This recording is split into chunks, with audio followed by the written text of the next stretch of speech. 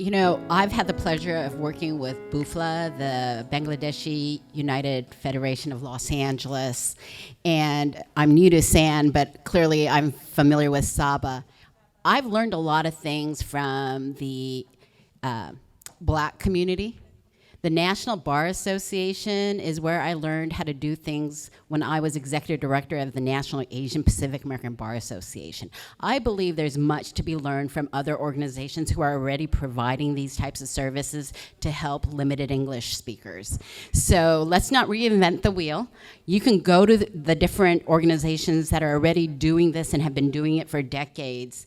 I can tell you that as a council member, I would provide services, we'd provide the space and the information that is needed so that more community members, more nonprofits, and more businesses would understand what is available. Understanding what kind of government resources are available is critical for a limited English or non-American born the families who don't understand the American system.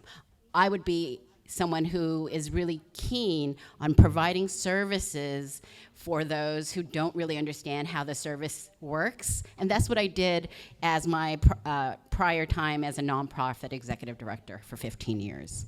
I too, during Ramadan, I got the opportunity to sit with my friends at Buffalo and break fast together. And after we broke fast together, I asked, "What's going on? What can we do to move things forward?" They said, "Pastor, we want to be like the NAACP. We want to figure out how do we do economic advancement."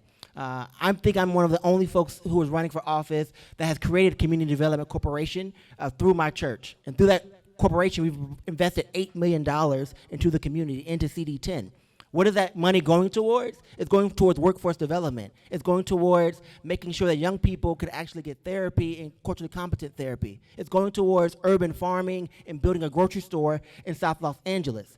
These things that I've learned, I want to extend over to the API community as well, especially the Bangladeshi community, where they said, you know, the rent's too high. And we've done everything right, but we can't afford to keep our business. We can't afford to send our kids to school, that our kids come back and they can't afford to live here. And so we got to create those public-private partnerships in our community to move it forward. I've been doing that already in the community. I've partnered with KYCC to help them get their word out in the Black community and around the West Adams neighborhood as well. And I'll continue to do that work even as we build deeper coalition as we move forward as a council member for CD10.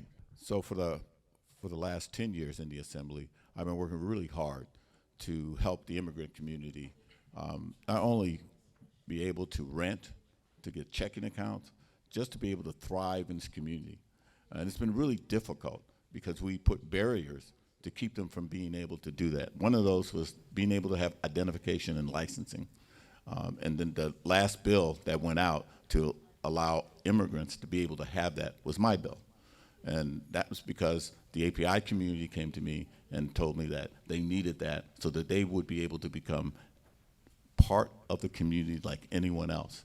And it showed me then, as we started to have more and more conversations about not only the API community, but also about how people are being left out who are thriving members of the community, who have small businesses, who are doing exceptional work to help this economy, but we shun them.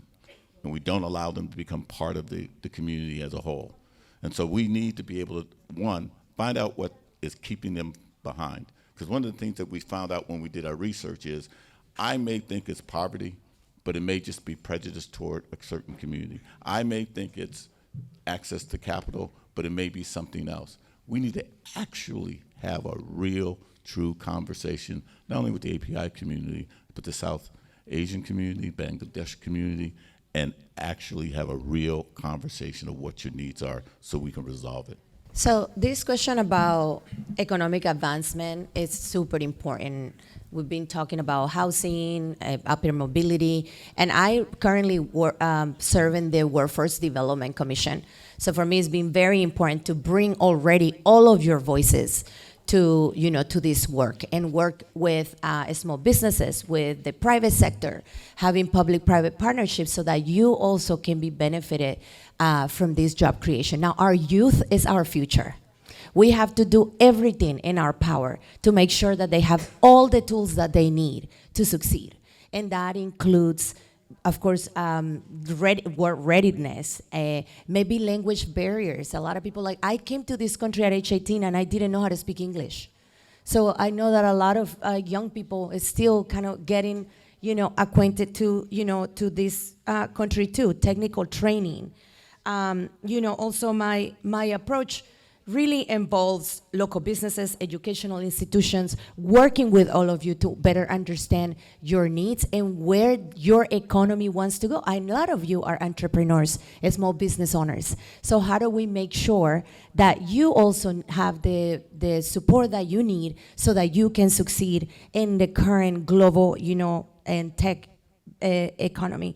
So in terms of young folks, I want to reiterate that I am so excited to working with all of you and to see you thrive and to continue bringing practices and programs so that you can succeed. Thank you.